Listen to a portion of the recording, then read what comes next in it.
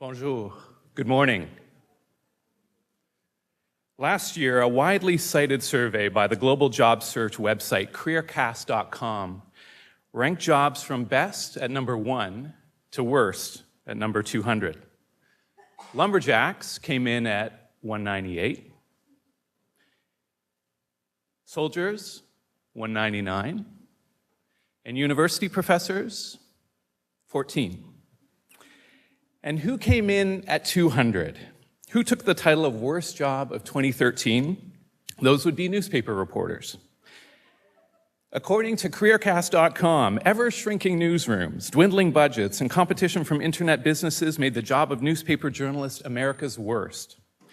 Of course, the report added, newspaper reporters have fared poorly in the jobs-rated report for years, due to the job's high stress and tight deadlines, low pay, and requirement to work in all conditions to get the story.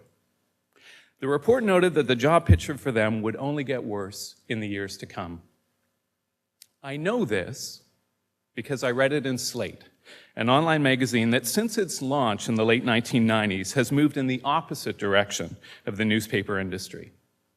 While newspapers and magazines have been closing their doors, Slate has enjoyed a growing readership, increasing impact, and most importantly, an expanding team of journalists who give every indication of believing their job to be America's best. First among these is our speaker this morning, David Plotz, the editor-in-chief of Slate since 2008. A graduate of Harvard College, he's married to Hannah Rosen, also a member of the Slate team and the author most recently of The End of Men. They live in Washington with their 3 children. During David's tenure at the helm of Slate, the magazine has won 2 National Magazine Awards, including one for General Excellence, and been nominated for 12. My name is Kevin Key. I'm the Associate Vice President Research here at Brock University, and I am a longtime reader of David and his colleagues at Slate, and I know that I'm not alone among academics, and especially humanists and social scientists. I know that with a few keystrokes, I can find something curious, compelling, and new when I go to Slate. And that's why it's the first website I visit in the morning, the last thing I read at night, and alas, the place I go to far too often when I'm procrastinating. But it's more than a compulsive curiosity that drives me to Slate. It's also a desire for community. And Slate has excelled at making its readers feel like they're part of something bigger. You can see this in their commitment to podcasts. So I don't especially like making dinner, but I discovered that I enjoy cooking if everyone leaves me alone in the kitchen and I get to hang out and chop and stir with John Dickerson and Emily Bazelon and David Plotz during the Slate Political Gabfest, their weekly roundtable discussion. You can also see this commitment to community in their recent launch of Slate Plus, which essentially gives subscribers like me increased access to their favorite Slate writers and editors. Slate Plus is just the latest manifestation of a long-term commitment by David and by his colleagues to use today's technology to improve journalism. This is also evident in David's columns. His first book, The Genius Factory, The Curious History of the Nobel Prize Sperm Bank, began when he wrote an article in Slate asking readers to tell him, in confidence, anything they knew about the sperm bank. You can also see it in his second book, 2009's good book, The Bizarre, Hilarious, Disturbing, Marvelous, and Inspiring Things I Learned When I Read Every Single Word of the Bible. It was first written for the web as David read, then posted his thoughts to Slate, read, then posted his thoughts to Slate every few days over the course of many months. But one can ride a technological wave only so far. And ultimately, David and his colleagues have succeeded because of their words and their ideas. When the rest of the internet lamented the political shenanigans of the governor of New Jersey, David wrote a column called Politics Should Be Dirtier, Bullying, Retaliation, Backscratching. Chris Christie was on to something. When the city of Washington went into mourning over the passing of Sing Sing, its beloved panda, David wrote, Panda Bore, decrying their obsession with the semi-bears, as he called them, and calling pandas out for being not just boring and neurotic, but downright unpleasant. Reading to his articles, listening to his podcasts, and watching his leadership of Slate, you can't help but be informed, entertained, and enriched. and convinced that, as the title of this big thinking lecture suggests, for all of its ills, the fast, cheap, and out-of-control internet has helped make journalism better than it's ever been. And perhaps in his description of the ways in which he has adapted his communication of knowledge to the technology of our day, those of us in higher education living through our own wrenching changes can find some lessons. Please join me in welcoming the editor-in-chief of Slate, David Plotz.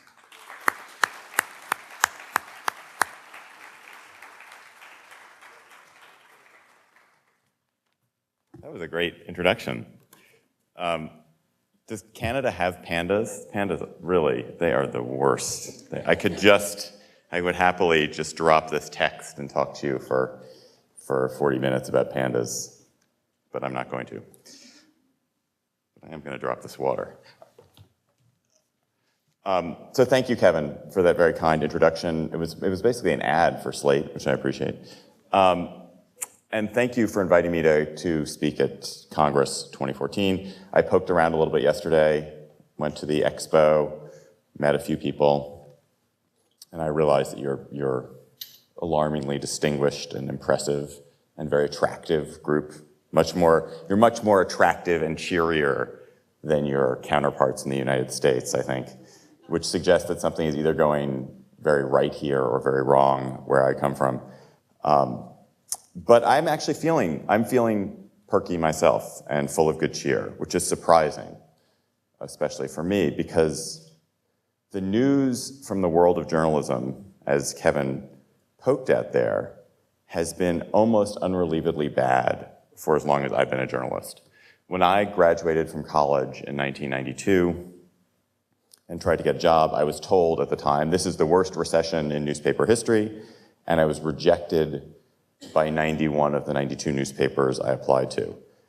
And then things got worse approximately every 3 months since then. So for the last 20 years, the wise ones in my profession have been tolling the death of standards, the death of newspapers, the general death of journalism. And I'm here today to argue that maybe it is not that bad, that maybe all the things that people have savaged the internet for its speed, its carelessness, its chaos, the role it's played in the destruction of the daily newspaper, are actually creating a golden age for journalism. So to begin to understand why, I want to take you back to the Paleolithic era of digital journalism. Let's go to the year 2000. I was goofing off at the Slate office in Washington. I was reading some magazine that had absolutely nothing to do with my actual job, and I came across the mention of a man named William Shockley. And the name kind of rang bells in my head in an ominous minor key, and I flashed back to 20 years earlier to my childhood breakfast table. And I remembered my father yelling at his Washington Post and shouting the name of William Shockley and calling William Shockley a Nazi. And then I remembered a bit more, which was that my father had been outraged that Nobel Prize winner William Shockley, that's right, he was a Nobel Prize winner, had gotten involved in a crazy sperm bank for geniuses, and that it was a sinister, racist, Hitler-style idea to breed super babies. And my 10-year-old self had no idea what a sperm bank was, but the episode lodged in a cranny of my brain. It was like William Shockley, Nobel Prize, sperm bank, Nazis, Hitler. Shockley, sperm bank, Hitler. So when I saw Shockley's name again in 2000, it set me off. I was like, Shockley, Hitler, sperm bank, that sounds good. So I started digging, and I ended up going and spending a week in the William Shockley archives at Stanford University, and realized that Shockley, who had been the creator of the transistor, which is the invention that launched the computer age, had indeed been involved in this weird sperm bank, this sperm bank with a name out of bad science fiction called the Repository for Germinal Choice, better known to the world as the Nobel Prize Sperm Bank. And this sperm bank had been founded in 1980 by a crazy gazillionaire industrialist, the man who invented shatterproof plastic eyeglasses, named Robert Graham. And that founding of that sperm bank had prompted the newspaper article that so enraged my father. And starting in 1980, and for 20 years afterwards, the Repository for Germinal Choice had collected semen from Nobel Prize winners and other distinguished men, and offered it to, at first, just to women who belonged to the high IQ society Mensa in an effort to breed super children. Later, they lowered their standards, allowed different sorts of donors and different sorts of mothers as well.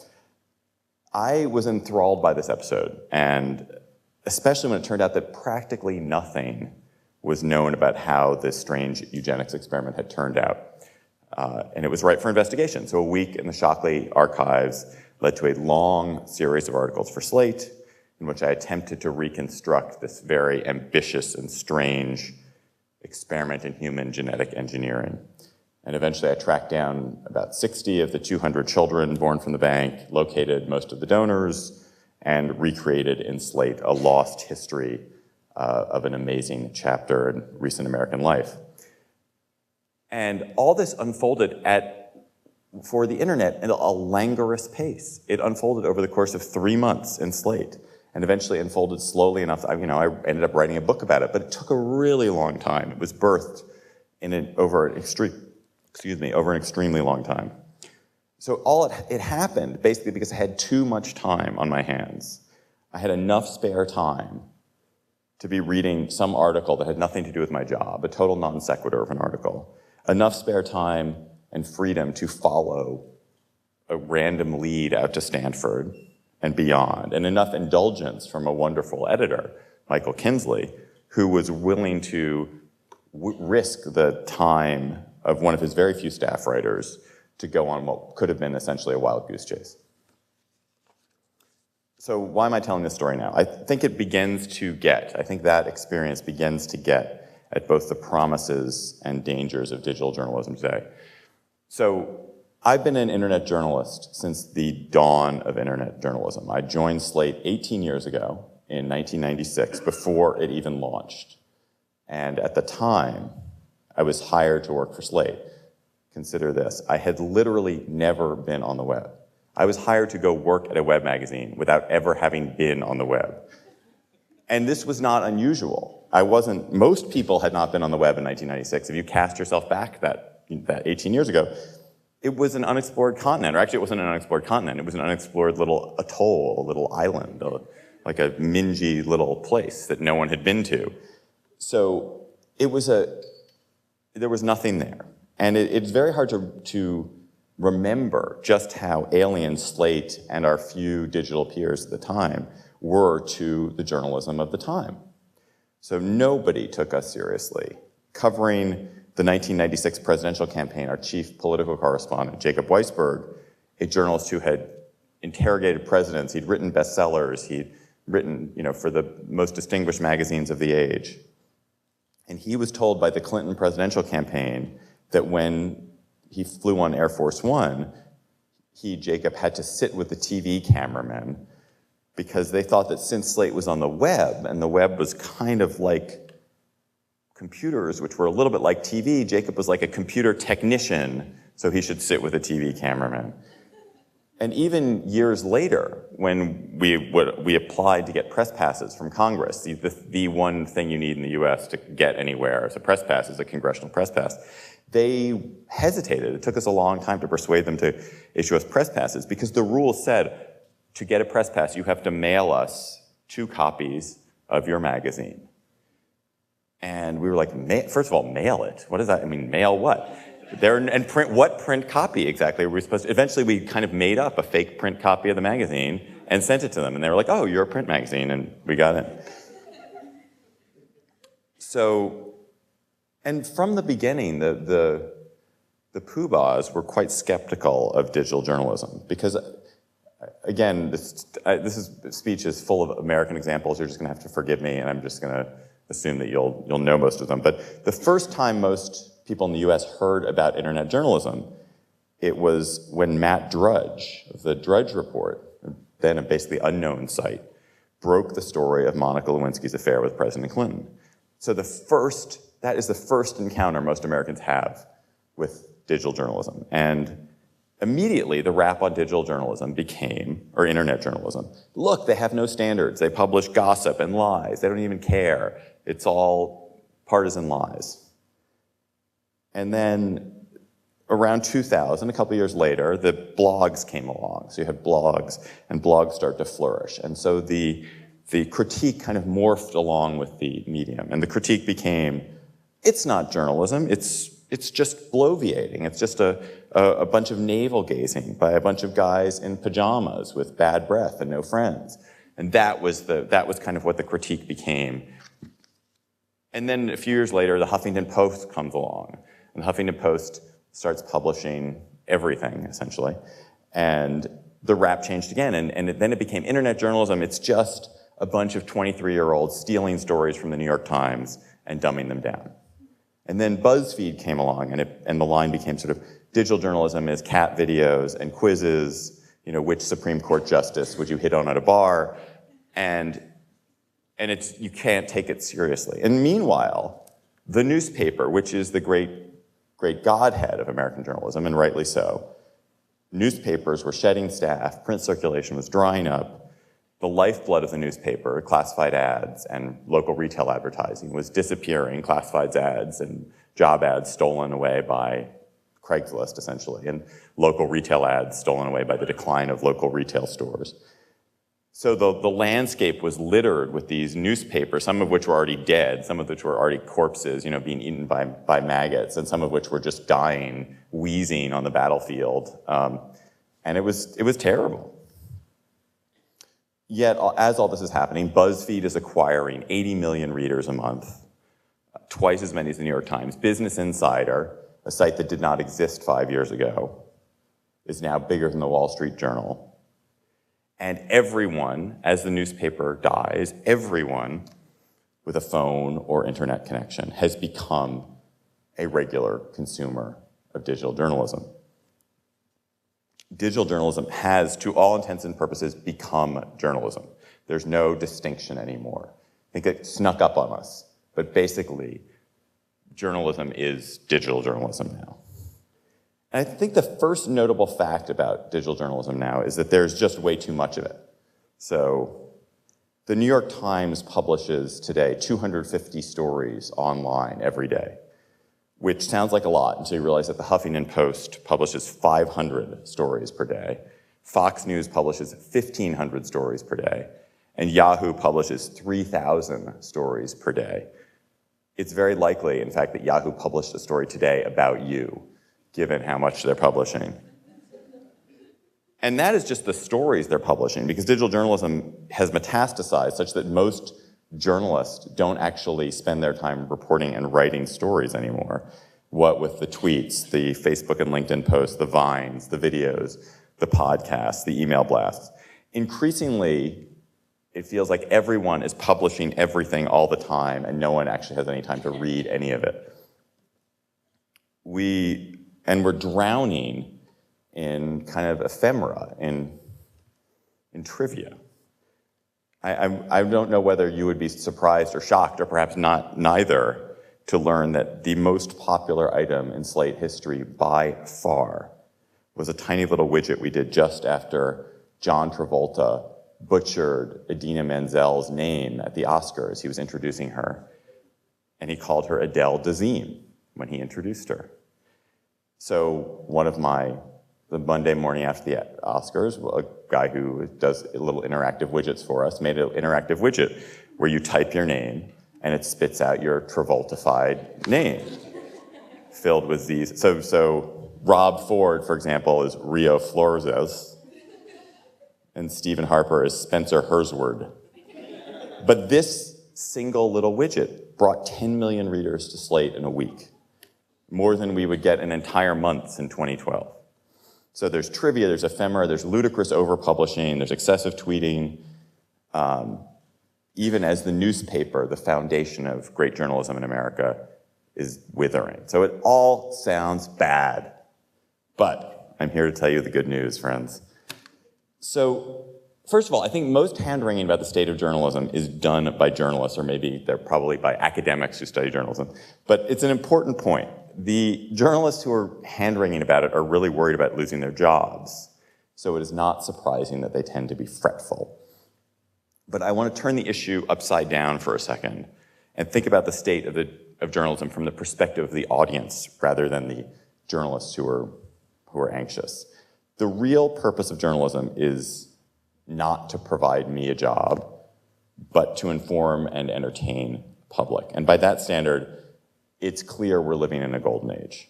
There has never been a better time to be a reader and watcher and listener of news. Never have you had so many choices, and for so many of those choices to be so excellent.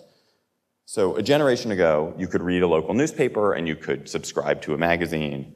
I'm going to focus really more on the print and reading experience, less on TV, which I know less about, but you guys should interrogate me about that later if you want. You could read in a local newspaper and receive magazines in the mail weeks after the articles in those magazines were written. Today, of course, every single magazine and newspaper in the world is available to anyone with an internet connection, essentially instantaneously. A generation ago, the only people who could produce news were millionaires who could afford presses, who could afford TV and radio licenses. Today, anyone in the world can publish and broadcast. There are no barriers to entry. So as we saw in the Arab Spring, as we see constantly, the combination of social media, cell phones, and cell phone cameras can turn any citizen into a journalist. The wiki, the self-organized, reader-generated, reader-edited information source, has become universal in half a generation. So I think it's hard to, Wikipedia is a miracle. Wikipedia, we don't think of Wikipedia generally as being journalism, but when you go to Wikipedia, it is an up-to-date source that is very accurate. Not perfectly accurate, but it's more accurate than most journalism has ever been. It's very accurate about essentially any subject in the world that you would be interested in. Available to anyone in the world, basically for free, instantly. That's miraculous to me. A generation ago, most data that had been collected by big institutions, particularly by governments, was not exactly hidden in government files, but it was in government files that were difficult to gather, difficult to access, difficult to play with, difficult to share. Today, governments in transparent and open countries like ours and yours have opened their data mines to everybody.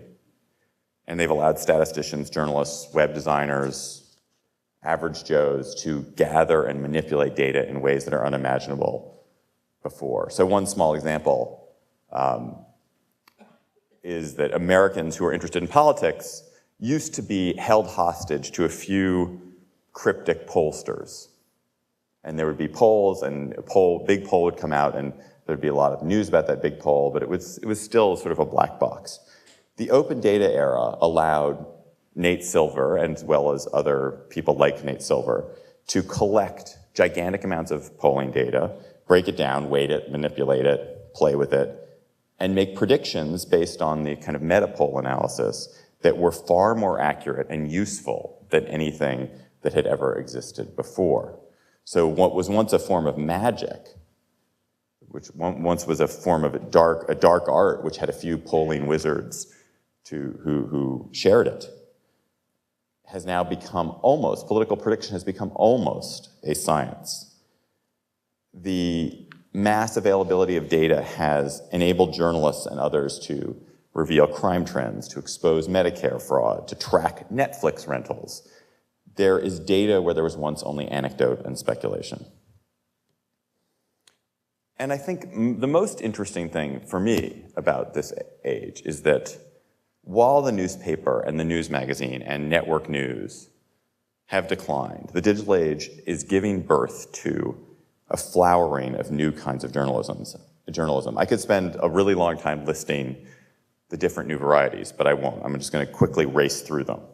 So digital journalism, for example, has made possible a kind of obsessional journalism that used to be confined to very micro-circulation newsletters. So almost any newsy subject now has one or two or many obsessional digital news sources. So in US politics, Politico or National Journal are just two of probably 10 sites that are fighting it out to give everybody micro nuggets about political news. If you're interested in federal law, there's a site called Main Justice that is obsessional. If you're interested in this US Supreme Court, there's a site called SCOTUS blog, which is just a trove of information and by really smart analysis of Supreme Court decisions that are up instantly. In technology, Recode, Gizmodo, TechCrunch, 100 other sites that want to give you the latest little thing in technology. And in trivial subjects too, there are great sources. There's if you want your fill, if you want to slake your thirst on animal news, you go to the Dodo and you can read about animals and news on animals till the cows come home. And there are probably stories about the cows coming home too. So that's one form. Explanatory journalism is a new digital form that's thriving. So if you look at a site called Vox, has anybody here heard of Vox? Vox is a site that was started by Ezra Klein, who was at the Washington Post. He's a blogger. He's the great wonky public policy blogger. And now he's started a whole universe, a whole site called Vox, devoted to very basic explanatory journalism about the issues of the day. So if there's a blow up in Ukraine, Vox will literally kind of explain to you, okay, here's where Ukraine is.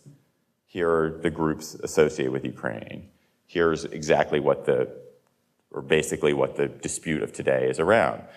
Super useful, super clear. It seems kind of simple-minded, but it turns out that most of us don't know really where Ukraine is or what the groups are that are competing, and everybody can get something out of that kind of clear, fast, comprehensible explanation of public policy.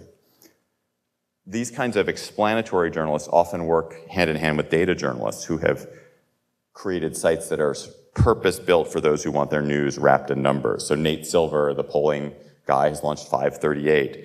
Even better is the New York Times' The Upshot, which launched a couple months ago, is absolutely essential. What they're doing with data is tremendous. And they did a calculator last week about whether you should, if you're an American, whether you should rent or own your home. And you put in a bunch of variables and it tells you should rent or you should own. Literally the most useful thing the New York Times has ever done for its readers. Again, this didn't exist because the raw material, the data underlying this kind of journalism didn't exist a few years ago. It wasn't available. There's a surge in digital journalism that helps people create social connections and social capital. So you can mock BuzzFeed all you want, but it actually creates stories and features that people like to read and share with their friends. And that creates warmth among friends because of it. Upworthy, similarly, is not exactly journalism, but Upworthy has cornered the market in feel-good reads on Facebook, if you're a left-winger at least. A few years ago, US audio journalism. If you were an audio journalism junkie, you were limited to public radio and to terrible, terrible commercial radio news bulletins. The podcast has made audio perhaps the most exciting digital medium of all. So you have radio shows like Radio Lab and This American Life, which are now reaching multiplied audiences because people don't need to be listening at 3 o'clock on Saturday afternoon. They can now listen at any time. They don't need to be near a public radio transmitter anytime, anywhere in the world to what This American Life or Radio Lab are doing. And then there are sort of podcast-born or podcast-exclusive kinds of audio. So the Moth, the storytelling that show The Moth, or Hardcore History, a podcast I'm devoted to, which is a very idiosyncratic, deep history podcast, or the political commentary of the show I do, the Political Gabfest. It's an unbelievably rich universe of new digital audio out there. And investigative journalism. Traditionally, the weakest thing in digital journalism is always investigative journalism because the resources required to do great investigative journalism are profound. You need a lot of money. You need a lot of time. And most places shied away from doing it. But again, we see digital rising here. So you have the intense advocacy journalism of Glenn Greenwald, which combined with this ability to communicate anonymously online made possible the Snowden story, which is the most important investigative scoop of our time. And that story also inspired eBay founder Pierre Omidyar to drop $250 million, which is a significant amount of money, on a new digital investigative journalism enterprise. And at the same time, we have other, usually philanthropically funded investigative journalism sites. There's a site called ProPublica, which has won several Pulitzers, at least 2 Pulitzer Prizes for its investigative journalism. We have a site now called the Marshall Project, which is just digging into American criminal justice. And long form, again, we were told over and over again that the internet, which is built for people with short attention spans, was going to destroy long-form journalism. And that has just proved to be absolutely wrong. The tablet and even the smartphone have made reading long a pleasure. And we have new long-form only digital magazines. There's Byliner, there's The Atavist, there are Kindle Singles. Kindle Singles is a new medium. Kindle, the stories that are being written for Kindle Singles didn't exist 5 years ago. People didn't have an outlet for the mini book, the mini book that incorporated, and The Atavist is not just a mini book, it's a mini book that incorporates audio, video, music into the story.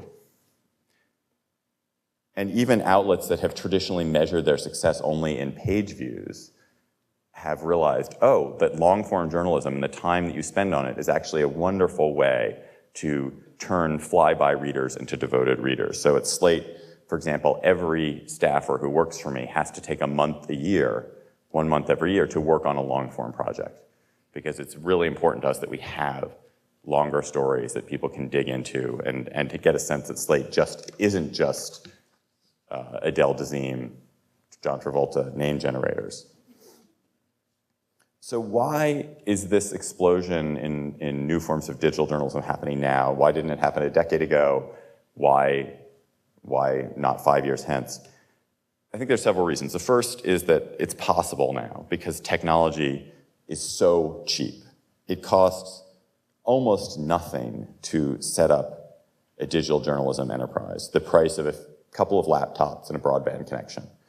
You can buy adequate web hosting, cloud backup, a CMS, back office services for basically nothing. I mean, trivial sums of money. So for $10,000, you can set up a reasonable, ambitious digital journalism enterprise. Distribution costs are also zero, and labor is cheap because the mainstream media shed so many jobs over the past decade. And because we had a recession in 2008, 2009 that hit young people so hard, the number of cheap young workers and also experienced cheap journalists there's a pool of underemployed people, which means that you can get very good people for less than you would have expected, which means it's easier to start something than it would have been a few years ago. And just as importantly, digital publishers are inventing new business models as fast as digital editors are inventing new forms of journalism. So recently, as a mental exercise, I made 2 lists. The first list was, here are the ways back in 2004, if you were a digital publisher, that you could make money. And the second list was, here are the ways in 2014 that if you're a digital publisher, that you can make money. So the first list, the 2004 list, had, I kid you not, it had 4 items on it.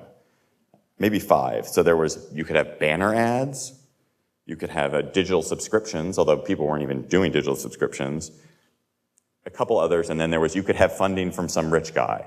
And that was basically, in 2004, how you could get revenue to your site in 2004. So for 2014, this list I got to 59 items, and I decided to stop. So you can fund yourself with subscriptions. There are freemium models, so models where you get the basic service for free, but then you pay extra for special stuff. There are things like clubs. My own site, Slate Plus, basically has a club where you pay to join our club and you get some extra stuff and you get time with me and other people on Slate, if that has any value to you. I don't know why it would. You can sell merchandise. You can do affiliate sites. So many sites like ours link to Amazon. And every time someone goes from Slate and ends up at Amazon and buys the book that we've sent you to, or even anything else, we get a small percentage back. And it turns out that, that small percentage, if enough people do it, you can make decent money off of it. Some digital sites now host webinars or digital events. Many syndicate their content. There are few of them, sell their content management system, they sell their technology, and then they basically give away their content for next to nothing. So The Atavist, which I strongly recommend that you take a look at. The Atavist is a long-form digital magazine, basically very, very cheap to get it. But their business is to get people to buy their software. And they have a very good business of getting people to buy software, and the journalism is a loss leader for the software. There are other places that produce content for movies. They're basically creating treatments for movies out of journalism. So they do, again, the journalism is a loss leader for the movie rights. Some places produce viral videos or vines, or they do it for brands where they create journalism which is basically on behalf of some advertiser. That's video journalism. Most places run Google ads, so they'll have on the side, there'll be Google ads to Google. You can click on many post links to other publishers. A lot of times you're at a site and you'll see a link to some other publisher and you click on that, you go over to whatever, Refinery 29 or whatever place it is, Cafe Mom. That site that you've clicked over to has paid the originating site to have a link on that page, or paid usually through a third party. A few places run Kickstarters. My favorite podcast, a podcast called 99% Invisible, has raised almost $500,000 from 2 Kickstarters. Planet Money, the wonderful National Public Radio show, raised $500,000, or maybe even more, from 1 Kickstarter they did. Another, in podcasts, there are old-time radio ads. There used to be, when we do an ad on a podcast, it's an old-time, like, here's the announcer actually endorsing the product on the show. Like, that's a form that didn't exist or had gone out of fashion for the last 25, 30 years. Some places sell research. Business Insider is a site that you go to for business news, but if you want to get research, you can get a subscription for $1,000 a year and they'll do research for you. Some sell an elite pro-style version of their content. Politico, if you are really into certain subjects, Politico has not just regular Politico, but Politico Pro, where you get an elite version with even more insider dope, and you pay a huge amount for that subscription. Many places, including Slate, create what's called native advertising, which is advertorials for their advertisers that run on their site that look similar to the stories, but are basically advertising that's been written for this company that wants to advertise with you. Some places, BuzzFeed's business is basically building social media excitement for companies that come to them. So they'll create stories that are designed to create social media excitement for some company that's advertising with them. So on, and so on, and so on. So not every one of these business ideas is succeeding. Not every one of these business ideas is right for every publisher. And certainly not everyone is admirable or necessarily even ethical. But collectively, they represent a tremendous flowering of invention around making money for digital journalism. And it becomes symbiotic. So the need to fund the new journalism that you're creating prompts publishers to come up with more creative business models so that they can keep their staff employed. And similarly, the people come up with business models require journalism and content for those business models to succeed. So these two things are feeding each other. So in general, I think this is amazing. I think it's great. It's allowed this flourishing and variety. And if you look at across the landscape of digital journalism, it's as exciting and varied and ambitious as it's ever been, and more ambitious, I would say, than what journalism looked like 50 years ago at the time when newspapers were making $1 gazillion in profit. But is there anything wrong with what's happening? There are exactly 4 things that are wrong with what's happening. So first, we risk losing the newspaper as the driving force in American journalism. The newspaper has a civic purpose. The newspaper holds leaders to account. The newspaper is the common voice of a city. The newspaper is the marketplace, the agora of a city. But most newspapers cannot thrive in the digital market.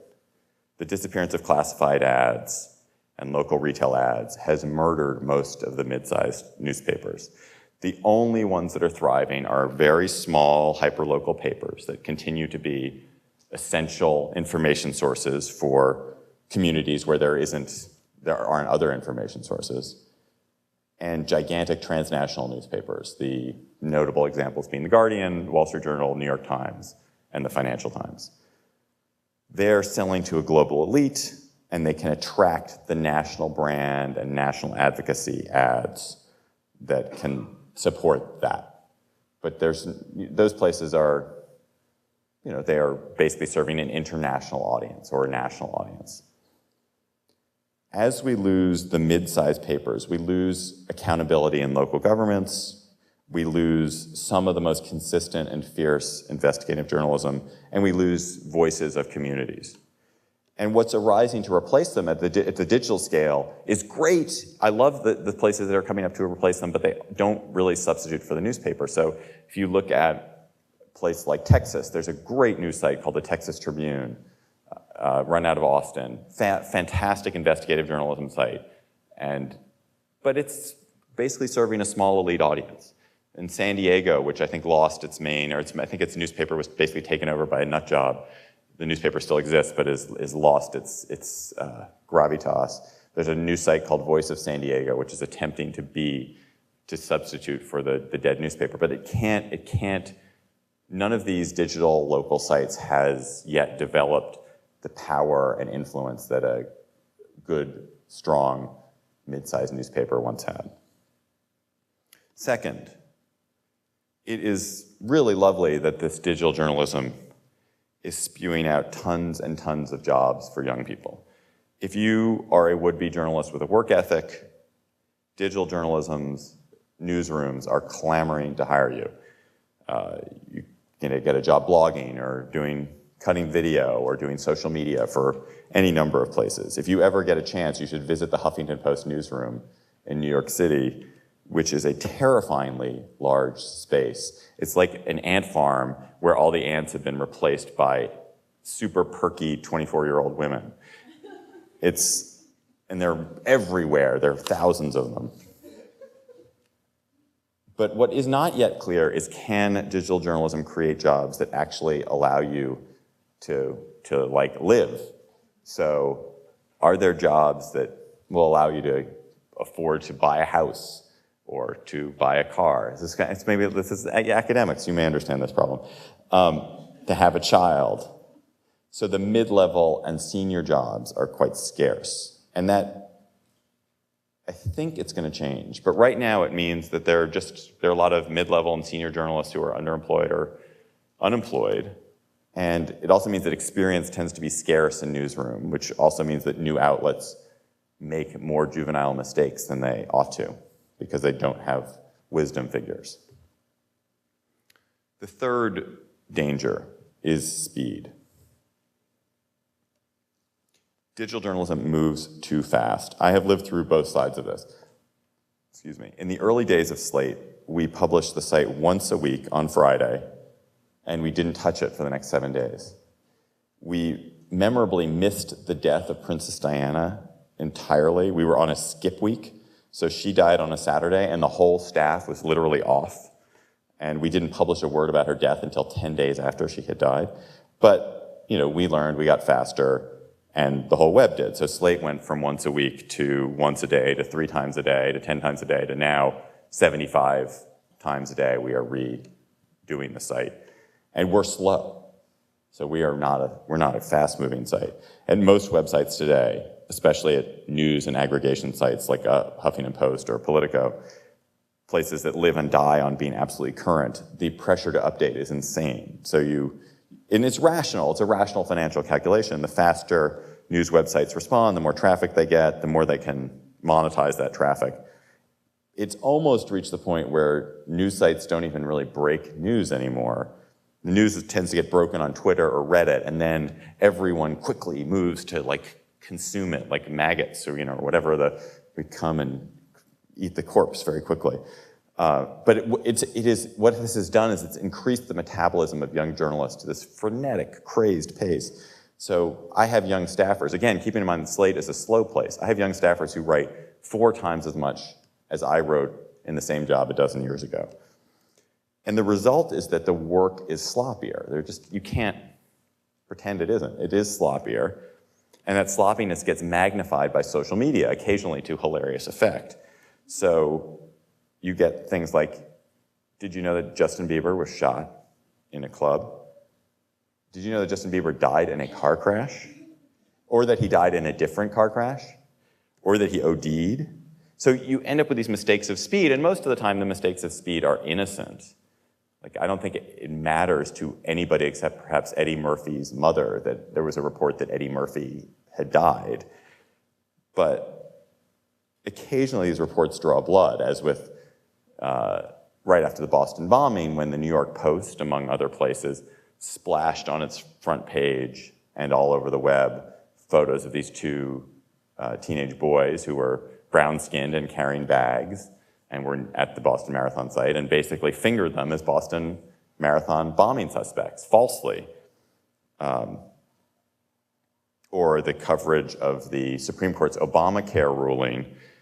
In the haste to get on air, both CNN and Fox News mistakenly reported that the Supreme Court was striking down Obamacare.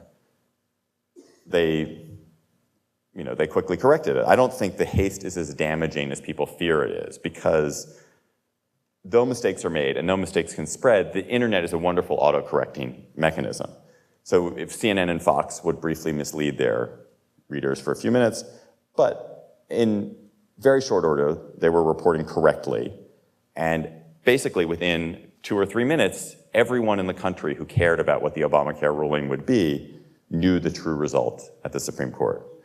Old media move slower and perhaps make fewer errors of haste, but they reach fewer people, they reach them more slowly, and old media were not that good at correcting themselves. So, for example, in the mid-19th century, the New York Times wrote a story about Solomon Northrop, the author of 12 Years a Slave, and misspelled his name.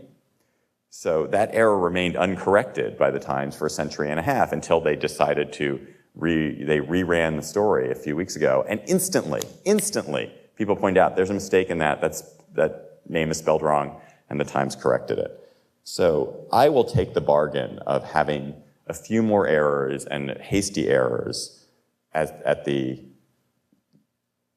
a price of speed, but I think the compensating benefits are profound.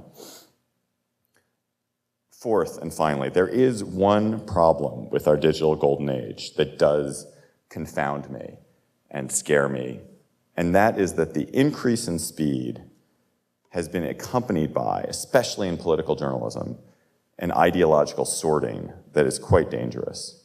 So political news no longer comes to us primarily from nonpartisan sources, at least this is true in the US. Instead, media organizations on the left and right filter it for consumers, and we read in enclaves. So if you show me your Google search history, I will tell you who you voted for, where you live, and what you believe. The new media and new digital journalism is very good at giving you what you want. The problem is that we're very good at giving you only what you want.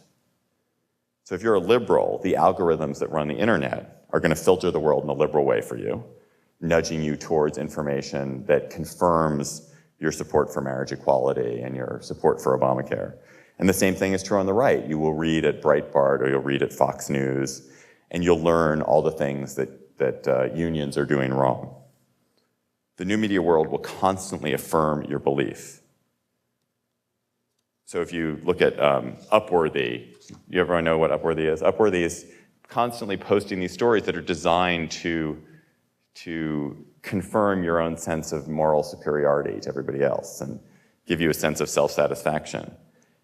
But there's a cost to this, and the cost is that we become even more sheltered. We come to believe that everybody believes essentially what we do because we are cut off from people who are different. This sorting is, of course, not merely digital. It happens in the real world. Americans, again, I speak for the US, I don't know if this is true in Canada, but in America, different beliefs from them. But increasingly, we have moved ourselves into communities filled with people just like us, and we work in jobs that tend to be filled with people just like us. And one of the disappointing and scary things I've learned as an editor is that one of the very best ways to attract readers is to pander to one side or the other. So tell liberals how evil conservatives are, and they will flock to your work and share it on Facebook and tweet it out, and your traffic will grow. So every story encourages a publication to kind of narrowcast itself like that. Because we have all the traffic data, we see directly, oh, this benefits us. This is generating extra traffic for us. And we see that the smart but even-handed story does not do nearly as well as the dumb screed does. And this fact is pushing journalism into ideological pockets. So it's comforting to read what you want to hear, but it's also boring and it's narrowing. And as a journalist, this worries me. And as a citizen, it terrifies me. And this, to me, is the one change that's been brought about or been magnified by digital journalism that seems genuinely dangerous and genuinely hard to undo. Thank you very much, and I look forward to your questions.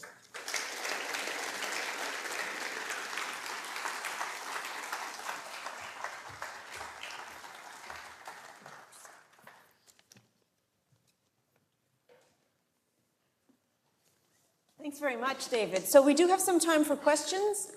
We have two volunteers with mics in the orange t-shirts. If you could just raise your hand if you have a question for David. Already. Okay, right here.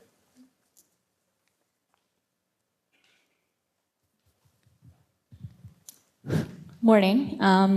Just a little bit of a warm-up question. And I'm currently a student at Brock, and I'm from Beijing, China, and where you can see pandas over there. So I'm wondering, at the beginning of the speech, why did you bring up the stories, or let's say, as for the hosts of this conference, though? Why do you think that panda is the worst? Okay. I'm not going to interrogate you or anything, just out of curiosity. So I can tell my counterparts back in China, like, what do Americans think of pandas?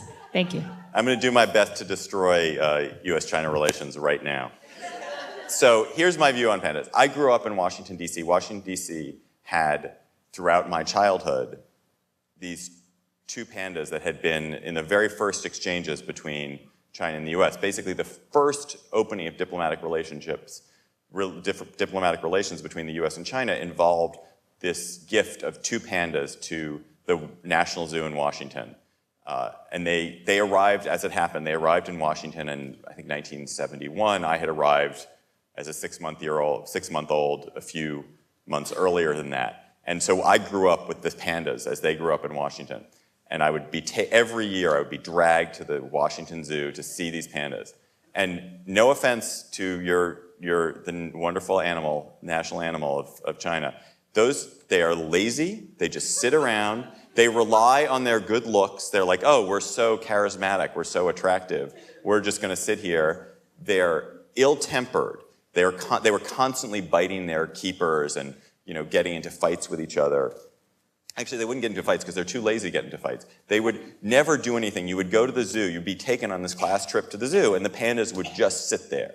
They would just be sitting there. They would never evince any interest in the world around them, except the bamboo in front of them. They would just eat the bamboo. And they developed these pathological behaviors, so I'm gonna get graphic here, like their one female panda was always masturbating with the bamboo. That was not good. They developing urinary tract infections, as you would if you're in prison for 40 years. And they couldn't get pregnant, and so they developed these elaborate schemes to get them pregnant. Eventually, I think they had a baby, and then the mother crushed the baby, and then it was awful. And I came to the conclusion, these are animals there are lots of animals, there are lots of endangered species that really want to live. They want to survive, they're enthusiastic about having sex and breeding. They are willing to adapt to new habitats. Pandas don't want to live. They don't care. And my view is, like, why is the US spending millions of dollars to rent these animals from the government of China when we have lots of good animals that are happily, that want to survive here in the US? So, like, it just seems like a huge waste of resources to try to save this particular dumb but attractive animal. Very cute, very cute.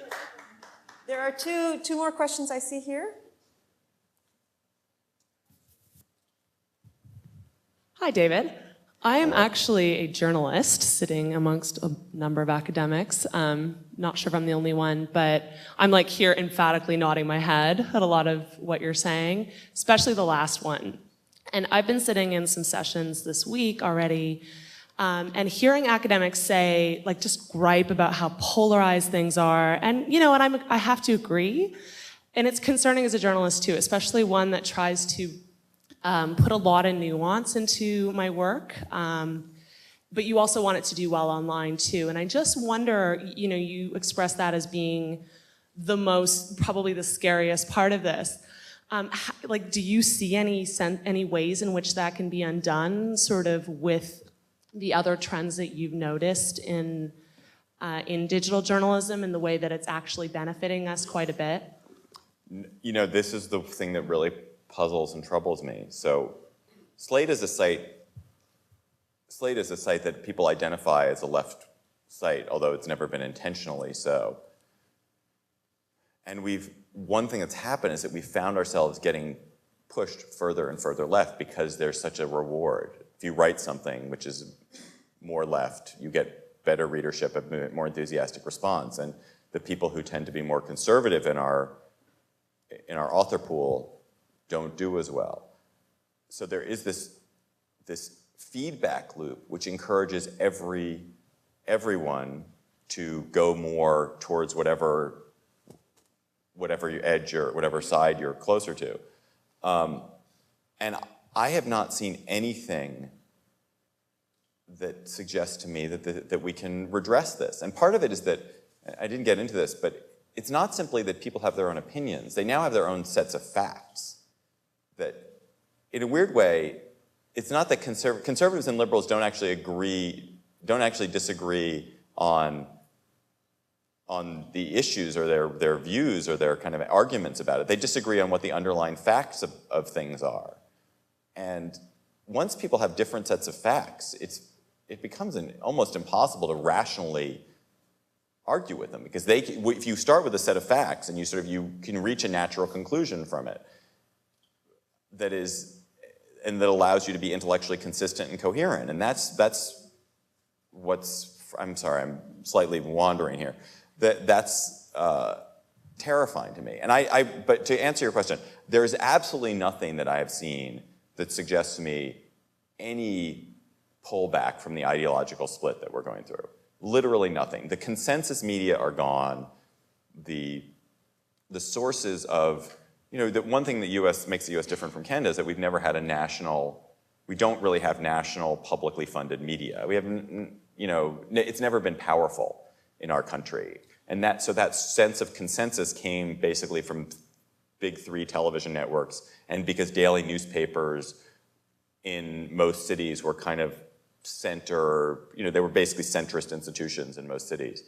But as the daily newspaper has withered, and as the network news, the TV news audience has withered, whatever consensus existed there's nothing to hold the center there anymore. And it frightens the hell out of me. It really does. Isn't there a limit, right? Because how polarized can you get? And especially if we have these other separate sets of facts, you know, and we are creating a history here, right? And it's bad for society to have these polarized views.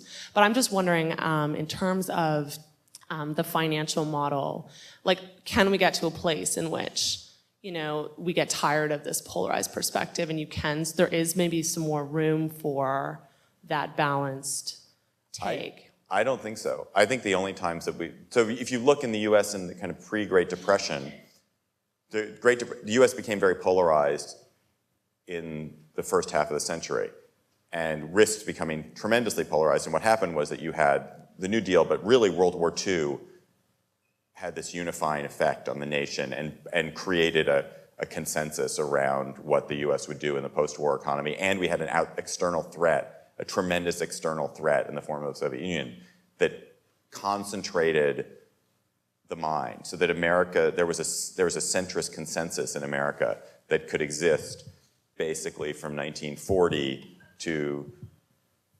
1990, and we don't have an outside thing that's forcing us to work together. So I think we can continue to get more and more polarized And it's the American political system, in case I'm sure you've noticed, is absolutely broken because of this. The American political system has stopped working because the two parties will not work with each other because they hold antithetical views and don't believe in they don't hold anything in common anymore. And the media reflects that. Hi, thank you for your talk this morning. I'm having trouble reconciling the last point you made and then this discussion with the beginning of your talk, in which you listed all of these great developments in digital journalism, and even the title of the talk that said digital journalism is so much better, and then here we have the most depressing point at the end. So could you reconcile those two? I mean, are you still optimistic? You said you were willing to trade off on the hasty, speedy errors. Right. Are you willing to accept this polarization as a trade-off? I think the polarization is a larger societal ill, and media reflects it and media exaggerates it, but that ultimately it is not the media that the media has not created the fact that people are ideologically at odds and that we're a more polarized nation. The media contributes to it and exaggerates it, but it's the fact that we don't have a common enemy. It's the fact that there isn't a national crisis that is forcing us to work together. Those two facts in particular, I think, mean that there's nothing that compels unity and consensus. So I think there's a media aspect of it which is tragic, which is that we have a media which is more polarized and which contributes to the polarization that is destroying our politics. But basically, I think that the polarization exists independent of it. All these other things that are going on in media, the variety of experimentation, business models, new forms, new ways of conveying information to people, those are all appear to me just unalloyed goods. Good morning. I wonder if you can go into the subject of accuracy in a little bit more detail beyond the rush, the mistake. Okay, so you're a journalist, you're writing a story, you're not exactly sure about a particular date or time when something started that you're writing about, and you go to the web, and you've got these different sites that say different things. Like, how do you reconcile different information that's out there? What is credible, what is not credible, what are the checks to credibility? And even beyond that, how can you tell, or how do you protect yourself from, let's say, sites that purposely post incorrect information, the urban legend type thing where you hear it on the internet and it gets repeated 50 times and then it becomes a fact that, credible journalists keep quoting, which in fact it's not at all. How do you monitor, how do you quality control, that kind of thing? Well, a lot of it is I think in hiring, where one reason why places do badly at that is they basically have a lot of young, inexperienced people with no senior people watching over them, and everything's moving too quickly, and so they end up doing that. And so I think better places tend to have senior leadership and tend to train their writers and reporters at the front end to just be more skeptical and to be a little bit more careful. But things obviously get by, things leak, and their bad mistakes get made. I think there are two kinds of mistakes that tend to predominate. So there's the kind of mistakes of haste that get made. One kind of mistake of haste is what you're talking about, where you have multiple sources of information and you kind of randomly pick one and it turns out to be the one that's the urban legend, and you look like an idiot. Either you look like an idiot because you're caught out, or you don't look like an idiot, and the world then starts to believe the urban legend more than they did. So that's a problematic thing. The other, which I actually think is more common, is sort of in writing opinion and analysis, people will try out ideas. They will immediately respond to an event, and based on incomplete information about what happened at the event, and they'll posit a theory, or they'll offer an explanation for why it happened, and they will either realize on their own because someone corrects them, like, oh, this is a stupid point you've just made. Actually, what you've just claimed makes no sense. Or subsequent events will prove that what they wrote made no sense. And so they've put out a bad idea. But the thing I love about what happens on the internet is that you can put out a bad idea, you can write something stupid, and it's not that you're not held to account, it's that it allows, there's a way in which this is a constant ongoing conversation among people. So you write something stupid, Andrew Sullivan writes, what Plotz said is totally stupid, here are the reasons why, ABC. Plotz then responds and says, you know what, Andrew, you're right on B and C, but I would add the D, which slightly gives credit to my original position. And it is this way of self-correcting the idea. So I like the fact that people are willing to go out in the world with incomplete information and play with ideas, and then that it's not the same as printing it in the newspaper and having it arrive in the newspaper with your stupid idea, which lives for eternity. The internet has this quality of a constant conversation. That doesn't address your point about the bad ideas that persist. We did a really good story last week about, there's this quote attributed to Schopenhauer. All of it makes no sense that it would be attributed to Schopenhauer. It's like, I can't remember what it was. It was something really trivial that's attributed to Schopenhauer, and we did this analysis of how is this line attributed to Schopenhauer. It doesn't, all over the world, people think Schopenhauer said this, and the reason was that there had been a website where it was actually Charles Schulz, the creator of Peanuts, but Schulz was just above either just above or just below Schopenhauer, so the quote appeared, and then there was Schopenhauer's name, so people were like, oh, Schopenhauer said that, even though it was actually a Charles Schulz quote.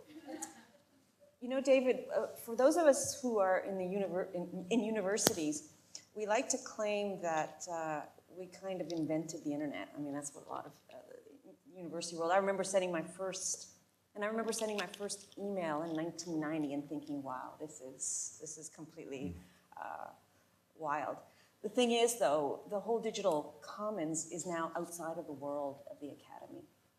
And one of the things that your talk has reminded us as researchers and as social scientists and humanists is that our job we can't actually do our job anymore without digital journalism, right? So digital journalism is not something that we can sort of decide to engage in or not. That is part of how we actually engage with our students, with our larger audiences, but also the responsibility for us to be able to parse out all of that information. Is that even possible? Do you have any words of wisdom for us in the business? Well, one word of wisdom is the thing that you guys have, which I think you might not realize how valuable it is. You have actual subject matter expertise, right? But in a world of two of you do. In a world of the sorting of facts, right? The crowding.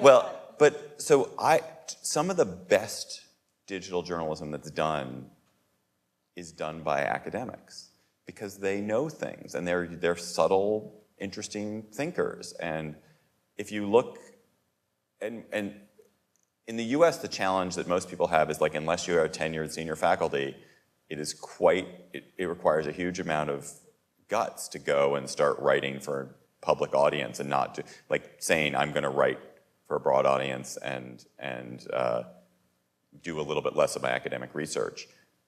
But I think, if you look at people like a Tyler Cowen, who's an economist, who just brilliant. A lot of the legal scholars are people who are academics. We have a guy, Eric Posner, who's a law professor at Chicago, tremendous writer, writing popular journalism as an academic. I would urge you, if you have the yen to do that, to contact some outlet that you admire, because there's a hunger for really smart, good writing from academics. In terms of how do you mean more the question of how you use it in the classroom, or in our research? Your role? So how do we make sense of digital journalism for?